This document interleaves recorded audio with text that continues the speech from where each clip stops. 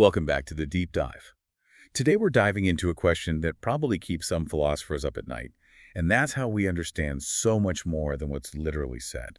We go so far beyond the dictionary definitions of words. Yeah, and that's the realm of linguistic pragmatics. Specifically, we'll be looking at conversational implicature. Right, so think of this as a deep dive tailored for a philosopher. Like we're going to be focusing on the core logic and reasoning behind all of this. Exactly. So in this deep dive, our mission is to unpack two powerful frameworks that can give us a formal way to understand these implied meanings. We'll be looking at optimality theory and game theory, drawing on the insights from the Stanford Encyclopedia of Philosophy. Okay, so to kind of kick things off, let's revisit Paul Grice and his idea of conversational implicature. Right, so Grace's key insight was that communication is not just about decoding the semantic meaning of sentences. It's more nuanced than that. It is. Because we're rational and cooperative beings, that very cooperation drives us to infer much more than what's explicitly said. Right, so like if I say John or Mary came to the party, you would naturally infer that not both of them came. Exactly. And that not both isn't really part of the strict logical meaning of or, but it's a conversational implicature we routinely draw. And as Grice pointed out, this kind of inference happens because you, as a listener, assume that the speaker is following certain cooperative principles. Right. For instance, if the speaker knew both John and Mary were there, why wouldn't they have just said so? Yeah. Their choice to use that weaker statement, it signals something about their knowledge. It does. So that brings the reasoning of both the speaker and the hearer into play. Exactly. And for this deep dive, we're focusing on generalized conversational implicatures. So these are the implied meanings that tend to arise kind of fairly automatically based on the conventional semantic meanings of the words. Right. Okay, so let's jump into the first framework. Let's do it. Bidirectional optimality theory. BIOT, as it's often called. Yeah. So optimality theory, or OT, in linguistics, proposes that many linguistic choices arise from a kind of competition. Imagine a speaker has several ways they could express a certain idea. Right. OT suggests they'll choose the expression that best satisfies a set of general principles or constraints. Think of them as rules of communication we generally follow. Okay. Now, when OT was first applied to meaning, the idea was that when you hear an utterance, you consider various possible interpretations. And the interpretation that wins out is the one that best aligns with those general preferences or constraints. Right. But then a linguist named Reinhard Blettner came along, and he extended this idea with bidirectional OT, or BIOT. Okay. His key insight was that we also need to consider the alternative expressions, the other ways the speaker could have phrased the message but didn't. Right. This brings the speaker's intentions and choices into the picture, which is really important for understanding how we get those extra layers of meaning. I see. So BIOT isn't just about the best way to understand what was said, but about finding the best pairing of a form, like the words used, with an interpretation, what was meant. Exactly. And Blettner introduced the concept of a strongly optimal pair. What does that mean? Okay, so a form interpretation pair is strongly optimal if it meets two conditions. First, from your perspective as the hearer, the interpretation must be the most natural or likely one given the form. Okay. No other interpretation should be more obvious or stereotypical for that expression.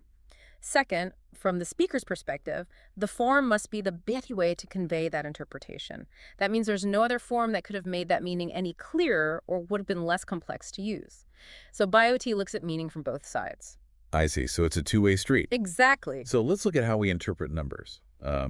The text mentions that the semantic meaning of two children came could be argued to be at least two children came. Okay.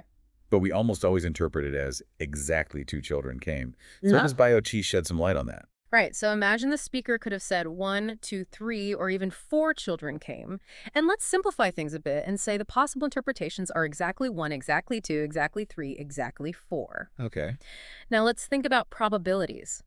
If someone says 2 children came, the probability that they meant exactly 2 is higher than if they had said 1 child came, given that at least 2 is true.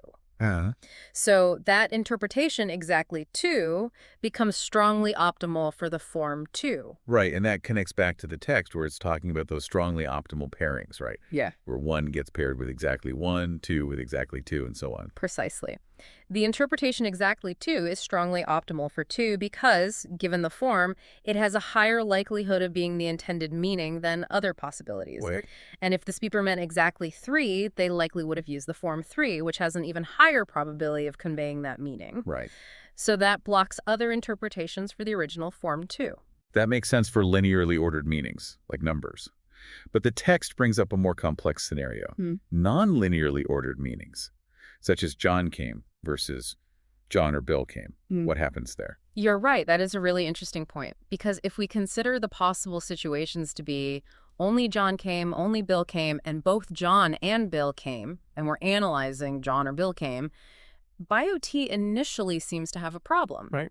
Why use the less specific John or Bill came if you know for sure that John came?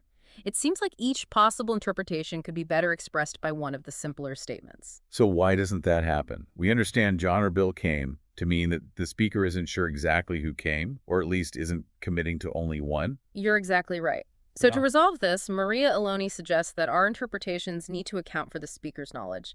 Saying John or Bill came often implies a sort of ignorance on the part of the speaker. Oh, Like yeah. they don't know if it was John, Bill, or both. So by incorporating these ignorance implicatures into BioT, we get a more accurate picture. And interestingly, the predictions that BioT makes when it considers ignorance implicatures actually line up with formalizations of Grace's maxims of quality and quantity that were developed by Schultz and Van Rooij.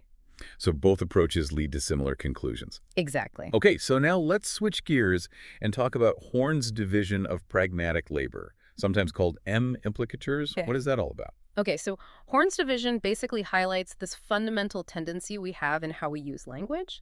Simpler, more common ways of saying things, which are called unmarked expressions, tend to be associated with simpler, more typical interpretations. Okay. These are also called unmarked interpretations. Okay. Then you have more complex or less frequent expressions or marked expressions. Right. And those tend to be associated with non-typical or marked interpretations. And a key thing to remember here is that there's always the availability of a simpler alternative expression. The classic example the text mentions is the difference between John killed the sheriff and John caused the sheriff to die. Exactly. We automatically understand the first, more direct sentence as implying an intentional killing. And the second sentence, which is more complex, suggests a more indirect or maybe even unintentional death. That's exactly right. And Blutner demonstrated how BioT can explain why the unmarked form, John killed the sheriff, gets that stereotypical interpretation. It's less complex, and the direct intentional act of killing is the more typical scenario. Okay. So BioT predicts this strong pairing through the principle of strong optimality. Right. But the text points out that strong optimality alone doesn't fully explain why the more complex form, John caused the sheriff to die, gets the non-stereotypical interpretation. If both sentences mean roughly the same thing, why don't we just go with the typical killing interpretation for both of them? Well, that's where Blutner brings in the concepts of weakly optimal pairs and the idea of blocking. So a form interpretation pair is considered weakly optimal if it isn't blocked by a more strongly optimal pair. Blocking happens in 2 ways. Okay. Either there's a strongly optimal pair with the same form but a different interpretation, or there's a strongly optimal pair with the same interpretation but using a better or usually simpler form. So how does that explain the sheriff example? Okay, so the stereotypical interpretation of intentional killing is strongly associated with that simple form, John killed the sheriff. That strong pairing actually blocks the stereotypical interpretation from also being optimal for John caused the sheriff to die. Right. So then the pairing of the more complex form with that non-stereotypical, meaning the indirect or unintentional death, can still be optimal in a weaker sense because there isn't a strongly optimal pair directly competing with it. I see. The more elaborate phrasing is what signals that deviation from the typical. Exactly. Okay, so we've seen how optimality theory can explain those implied meanings. Now let's look at our other tool, game theory. Okay, so game theory offers a different but also very interesting perspective on communication. It views it as this strategic interaction between rational agents. Okay. Peruk's work in the late 1980s was very influential in applying game theory to language. He focused on how people make choices when they don't have all the information. There were also some earlier attempts to explain Grice's maxims using game theory. What we'll focus on here are the approaches that use signaling games and iterative reasoning. Okay. And it's worth mentioning for philosophers that there are definitely connections between optimality theory and game theory, which has been explored by researchers like Decker and Van Roy and Franke and Jaeger. Right. Now, signaling games, which were initially developed by David Lewis, were about how communication can even happen with signals that have no inherent meaning. Right. So how do we adapt that to pragmatics, where words already have set meanings? So in pragmatics, when we use signaling games, we assume the messages, meaning the words and phrases, already have a conventional semantic meaning. Okay. And Pilark's adaptation often uses what's called games of partial information, where we also assume the speaker is trying to be truthful. Okay. So these games are basically a simplified model of a single instance of communication happening within a specific context. Okay, so what are the main things we need to consider when we're setting up one of these pragmatic signaling games? Well, we have a sender, which is the speaker, Yeah. and we have a receiver, which is you, listener. And then there's a set of possible states of the world that the speaker knows about, but the listener might not. Okay. Then you have the set of possible messages, which are forms, each with their own semantic meaning. Right. You can think of that meaning as a function that tells us in which of those possible states the message would be true. Okay. The sender then has a strategy, which is a rule for choosing what message to send in each possible state. Uh-huh. And the receiver also has a strategy, which is a rule for interpreting each message, Right. basically deciding which state of the world is most likely given the message. Right. And crucially, we have utility functions for both the sender and receiver. Okay. And these represent what each party is trying to get out of the communication, which is often assumed to be the same thing. Okay. This reflects Grice's cooperative principle. The utility depends on the actual state of the world, how the receiver understands the message, and sometimes even the form of the message used. Okay. And finally, there's usually a probability distribution over the possible states, representing what's more or less likely. Okay. So the purpose of these games is to model how we figure out the meaning of what's said, taking into account things like what the speaker knows, what else they could have said, and what's relevant in that context. Right, and the typical solution used in game theory is the Nash equilibrium. Okay. In signaling games, it's a pair of strategies, one for the sender and one for the receiver, when neither one can improve their outcome by changing their strategy. It's like a stable point where the sender is choosing the best message and the receiver is interpreting it in the best way, given how they expect the other person to behave. Makes sense. Of course, there are more refined versions of Nash equilibrium and other solutions from things like epistemic and evolutionary game theory, Okay. but the core idea is the same. Okay. So let's go back to Horn's division. How does game theory help us understand those implicatures? Okay, so Parikh's game-theoretic account of Horn's division often looks at a scenario where there's an ambiguous message. It could have a typical meaning or a less typical one, with the typical one being more probable. Okay. And there's also an unambiguous message that points to the non-typical meaning, but this message is more costly or complex to use. Right. The sender's goal is to communicate the true state of affairs, and their payoff is higher if the receiver interprets it correctly, minus any cost associated with the message. So the idea is to show that there's a Nash equilibrium where the simpler message gets used for the typical situation, and the more complex message is reserved for the non-typical one. But the text mentions a problem. There might be another Nash equilibrium where the simple message gets used for the non-typical situation. So how do we make sure we get the right equilibrium? That's where those refinements come in. Parikh argued that the equilibrium we want is usually predominant, which means it's better for both the sender and the receiver than the other equilibrium. Okay. Van Ria explored this from an evolutionary game theory perspective, suggesting that Pareto optimal solutions are more likely to stabilize over time. He also suggested using forward induction, which is a fancier way of thinking about the implications of a speaker's choice, to pick the right equilibrium. And Frank's work in epistemic game theory shows how the listener's beliefs can change based on the message they get, which leads them to the right meaning through reasoning. Okay, so let's talk about quantity implicatures, like how 3 usually implies exactly 3, even if it technically means at least 3. Okay. How does game theory explain those? So quantity implicatures usually depend on the logical relationship between the different things the speaker could have said. Okay.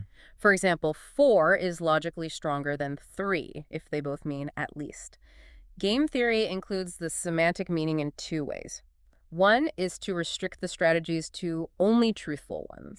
So they can only use messages that are true and interpret them based on their semantic meaning. Under that rule, we have iterated admissibility, Okay. which basically involves getting rid of strategies that aren't as good.